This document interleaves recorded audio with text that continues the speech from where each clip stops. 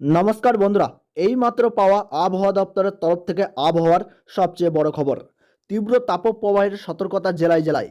এখনই স্বস্তির ছিটে ফোটার সম্ভাবনা নেই, বরং এই সপ্তাহের বাকি দিনগুলিতেও চরম গরমে কাত হতে হবে বঙ্গবাসীকে। গোটা দক্ষিণবঙ্গের পাশাপাশি উত্তরবঙ্গের কয়েকটি জেলাতেও গরমে নাভিশ্বাস উঠবে আরও বেশ কয়েকদিন। কলকাতায় এবছরের গরম গত 50 বছরের রেকর্ড ভেঙে চুরমার করে দিতে পারে বলে আশঙ্কা করা হচ্ছে। গতকালই প্রায় 42 ডিগ্রির কাছাকাছি পৌঁছে গিয়েছিল মহানগরীর তিলোত্তমার সর্বোচ্চ তাপমাত্রা। আজ তা আরও বেড়ে যেতে পারে। তবে শুধু কলকাতা শহরেই নয়, তীব্র তাপপ্রবাহে নাকাল দক্ষিণবঙ্গের অধিকাংশ জেলা। আজও তীব্র তাপপ্রবাহের সতর্কতা মেদিনীপুর, ঝাড়গ্রাম, বাঁকুড়া এবং পশ্চিম বর্ধমান জেলায়। আবহাওয়া দপ্তর সূত্রে জানা গিয়েছে, আপাতত আরও দিন কয়েক দক্ষিণবঙ্গের প্রায় সব জেলাতেই তাপপ্রবাহ চলবে। তার মধ্যে 5 জেলায় জারি তীব্র তাপপ্রবাহের সতর্কতা। আগামী দিন কয়েক জুড়েই আগুনের পরিস্থিতি থাকবে দক্ষিণবঙ্গ জুড়ে।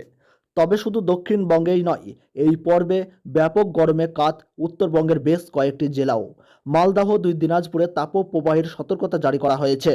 আপাতত উত্তরবঙ্গের 2 পার্বত্য জেলা দার্জিলিং ও কালিম্পং ছাড়া রাজ্যের কোথাও বৃষ্টির সম্ভাবনা নেই। বাংলাদেশের আবহাওয়ার খবর এক নজরে। দেশের বেশিরভাগ এলাকার ওপর দিয়ে বয়ে যাওয়া তাপপ্রবাহ আপাতত কমছে না, উল্টো বাতাসে আর্দ্রতা বেড়ে গরমের অনুভূতি আরও বাড়িয়েছে। কোথাও দমকা হাওয়া বয়ে গেছে, তাতেও উষ্ণতা ভর করেছে। ফলে সাধারণ মানুষের গরমের কষ্ট আরও বেড়েছে। তবে আগামী সপ্তাহের শুরুতে বৃষ্টির আভাস রয়েছে। আবহাওয়াবিদরা বলেছেন, চলতি সপ্তাহের বাকি দিনগুলোতে তাপপ্রবাহ কমার সম্ভাবনা নেই। এ সময়ে দিন ও রাতে দুটোতেই গরম বজায় থাকছে।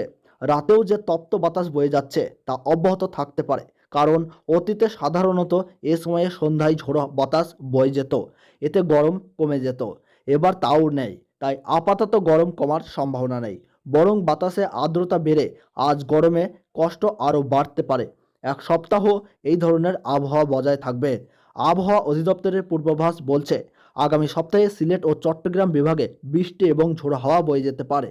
তখন ওই 2 বিভাগে গরমের কষ্ট কমে আসতে পারে।